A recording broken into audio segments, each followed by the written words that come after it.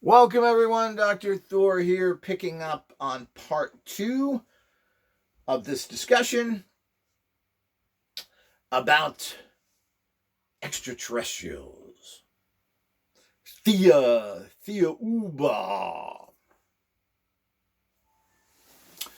and the critters that come from there.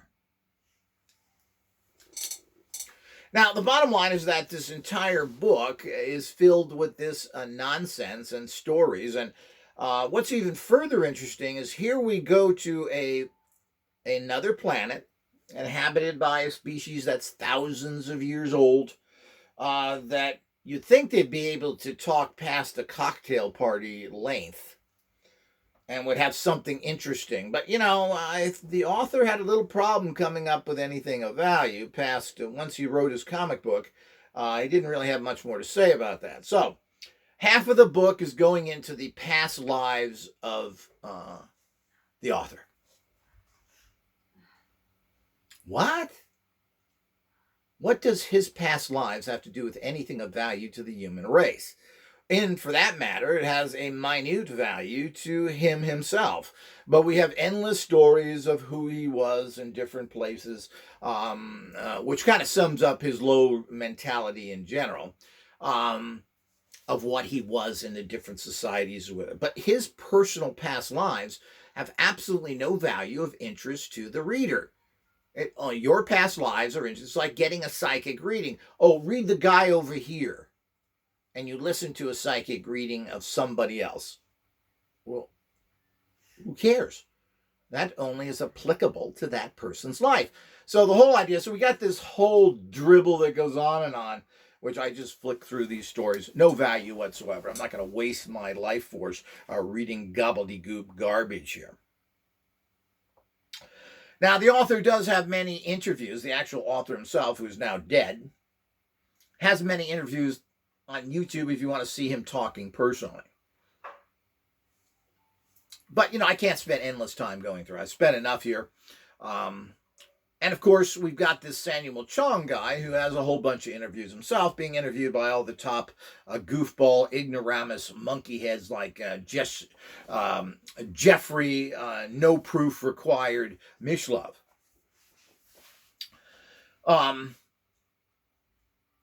Talking nonsense. And of course, they never get into the issues because they really have a really mediocre mentality. They really can't separate the forest from the trees. They really don't give proper information or questions when you are questioning someone, because they're not looking at anything of great value. And this is your typical interviewer who doesn't have a background in much of anything. So, and certainly doesn't really have the intellectual capacity to really look at these things from a level that you can really get to the facts of things. So, of course, none of the things I brought up and talked about here was brought up by any of the interviews. They take this at face value and they look at it, but what is the value of the information? Then they try and dazzle you. It's like the Matrix movies. They keep you entertained by dazzling you with special effects while they're giving you some other philosophy with it. But this really isn't dazzling you with anything. Bodies floating in space in some little room. And of course, Jesus was there and a whole bunch of other extraterrestrial races. I'm not sure why you'd keep bodies from thousands of years ago floating as some sort of memorial, whatever it is. I don't want to bother. It's so ridiculous it isn't even worth it. And they're very quick to say the physical has no value. And of course, their biggest concern with society, the number one problem with society, are you ready for that? Here's the big one. What the extraterrestrials are going to teach us is the ultimate baddie. Materialism. That's right, boys and girls, materialism. Materialism, greed. Boy, that's the new one. That goes through it. Religion is bad. Materialism, what else? Sticking pins in your eyes. I forget the list of nonsensical babble that you get from these creatures. And that's what they are, because what they're really doing is misguiding you, giving you misinformation. And of course, they're going to find disciples like the Samuel Chong, who's going to basically further their lies and deceits. Basically, for profit, somebody's making money from this book. And this author basically was the only book of his that sold any, and he lived off of it.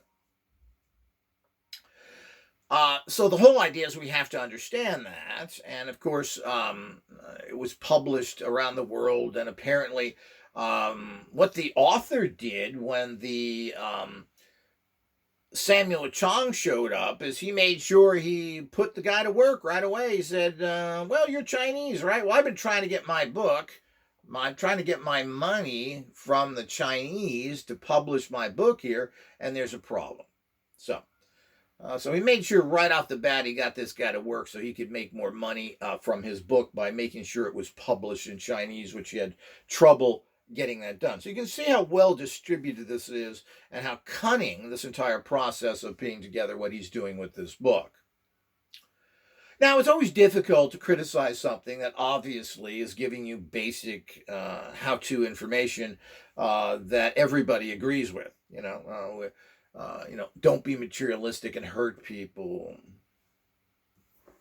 Love and peace, take care of the environment. All the stuff that goes there. And of course, well, we can't tell you everything. Every time you hear that from somebody, and particularly from people who claim to be bringing you a higher message, well, that sounds to me just like a bunch of rhetoric from CIA types, people that want to hide things from you for their own personal benefit. Like, we're going to be shocked. Usually the kind of things that are hidden from you are things that will come to fruition soon, and like most of it, it would be proven to be wrong. So, but people who had even dire messages, like Edgar Casey, who was wrong about California falling into the ocean and splitting open, and so many other things, even though Casey was an interesting man, and had some good stuff. But the point is he also missed things like, from what I understand, the stock market crash. In 1968, California was supposed to break off at the fault line there and fall into the ocean. Didn't happen. So when you start being specific in these areas, you have problems. The stuff of hiding stuff from the public is just that. And of course, they don't follow up and you never get a full story, just like with so many other contactees like Ted Owens, the PK man, who we really never got a full story from there. No proof allowed. Michel would refuse to follow up on what really happened there, instead writing another book, which could be very easily done, and I assuming very quickly, of what really happened to this guy the ET picked, which was kind of a slob guy who died of alcoholism. Another good pick there at ETs, just like they picked this guy, who I guess could write, but certainly is not influential, doesn't have money to do anything. Now, there are people that have money, supposedly, who have been contacted by ETs, people who have big-time jobs. Supposedly, a head of a network was contacted by ETs. And, of course, this traumatized his life. And what is he going to do? Well, our new TV show coming on after Laverne and Shirley is going to be this show about ETs. And of course, the networks are notorious for not putting on much science fiction, because science fiction has a very loyal clientele, but it is small.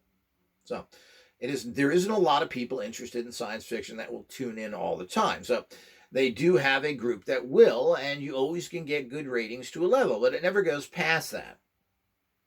But supposedly a network head was contacted, but you're not going to come out in the local meeting and say, yeah, by the way, I was abducted last night. I'm talking to ETs. What? So the whole idea, again, well, what does, that's not going to get you anywhere. So to a large extent, the only people that are going to get the message out are going to be people that have nothing to lose, just like this Samuel Chong guy and Billy Meyer, for that matter. This guy is just a nobody. He's a farmer living off of the Swiss government, being controlled by Germans who tell him what to do, and write a bunch of babble. Most of Billy Meyer's books are in German and never been translated, because that's where the big market is. 120 million people that speak German, instead of the entire world. So the whole idea is that all of this is, just further is icing on the cake of stupidity that they want you to munch on. So the bottom line is this book has absolutely nothing. So there are people that are influential. How do they come out? How do you do it? And how are these people helping? Are they giving any types of training courses to balance your mind, to help you heal, to heal the planet, to grow crops better? Some little secret of maybe a free energy type device. No, none of this. We live 1,000 years. We are wisdom. We are here. How are you helping Earth? At this particular time of this recording, we couldn't be, as an Earth population, in greater danger. I don't think we've ever been closer to nuclear war than we are right now. The little 1960s things, which were dangerous in that particular time, but they were also very localized. We now have World War III, and World War III will be nuclear. And the tensions couldn't be higher. People are armed to the teeth. The military superiority of any superpower has been minimized by technology, which now overcomes all of these big, giant military machines and makes the fight a lot more equal. Ain't that sweet? And what have these great, helpful extraterrestrials done? Well, they've taken this Frenchman, and what did this Frenchman do? Okay. Well, he wrote this one book and moved to an island off of Vietnam, the perfect place to change the world from. A little tiny island off of there. Now, I don't know who he lived with there or what the story was. I'm assuming that you're not assuming, I know you can live in Vietnam very inexpensively. And he was living on that island. Of course, Vietnam primarily spoke French, being a French colony. So I'm not sure what went on there, and I'm not sure what happened there, but it would be nice to know some background about there, just to understand what this guy did. But after his great experiences, that's what he did. He did go around at those particular times selling his book, giving lectures to sell his book, and of course, then with the great knowledge that was in that book and the transformational reality of it, he took that and went to an island off of Vietnam, and the world has never been the same. Everybody's loving, nobody's buying anything, we're not interested in money, and particularly the Vietnamese aren't interested in any money. The biggest growth time. All the Chinese factories are moving to Vietnam because they're a very young population, so they can use them as slaves. And what did he do in general with anything? Well, the point is that other than writing this book, which again, I believe the experience happened in 1991, the book was published or whatever in 1997, whatever. But we can say that there's at least been 30 years worth of this book being out there with this gobbledygook. And I guess these extraterrestrials who have been around for all this time have done absolutely nothing. And so they certainly haven't helped. And as he said, prove something to me, Desmarquet. Well, I was able to see things. No longer. They took it away. I was able to levitate. No longer. It was taken away. So the whole idea is that all the things that he was supposed to do it, and he got the most primitive, stupidest information we can, based in a very typical Roman Catholic French mentality. And as he said, so that he wasn't caught in saying, well, this is just the same stuff we've seen. And of course, the extraterrestrials seem to work in this 4,000-year reality when they have been around for hundreds of thousands of years. And no history has talked about that, and there's no interesting things there, because everything that's interesting is only the Judeo-Christian belief system. There's nothing before that. And as I said, you got to remember the Earth is only about 4,500 years old. So before that, there was no religions. Nothing came from any place or anything else.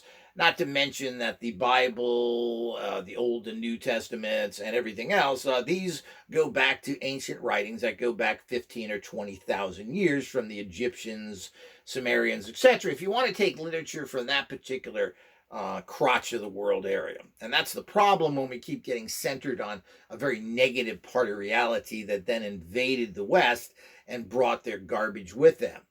The great thinkers, the Greeks, the Romans, who really gave you good philosophy, things like Stoicism, tells you how to live in life and how they were able to produce all sorts of technologies without the use of electricity.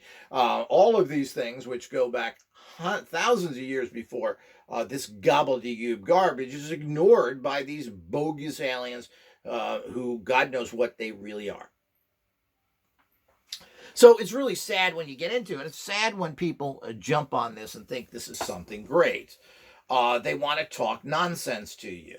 They want to talky-goody talk with nothing to back it up, with no technologies. I mean, they wouldn't even let this guy have the abilities to see auras and know what they meant. So maybe he could help people with some healing by just having a skill, not a tool, not a machine. And seeing auras, by the way, is not very difficult. Many people can do it. Many people can analyze your auras and can do medical psychic readings, but not this man. Not even a good escargot recipe did he come back with. Said, no way to grow more wine. So all of the things that we come back here, this is the biggest bunch of garbage I've seen in a long time. But it's all a big bunch of garbage. Ever since the PK man who demonstrated nonsense, which couldn't really do anything, supposedly had some healing abilities, but he couldn't even figure out how to make any money. And the only thing he was really interested in was at the bottom of a whiskey bottle.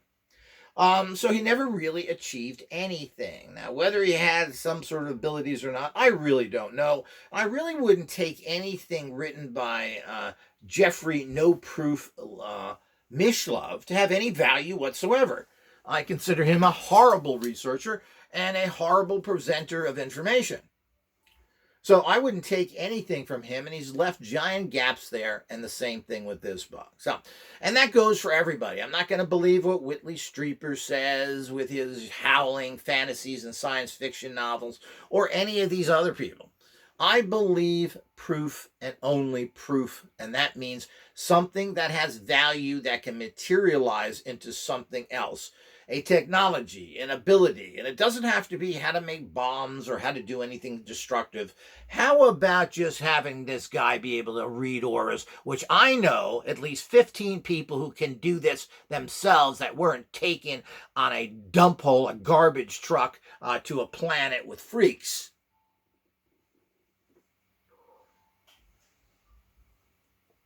And I have technology that can do 1,000 times things more than he has. And I have anti-abduction technology as well. Proven. So this is the reality we have out there. So, and we get from this guy nothing.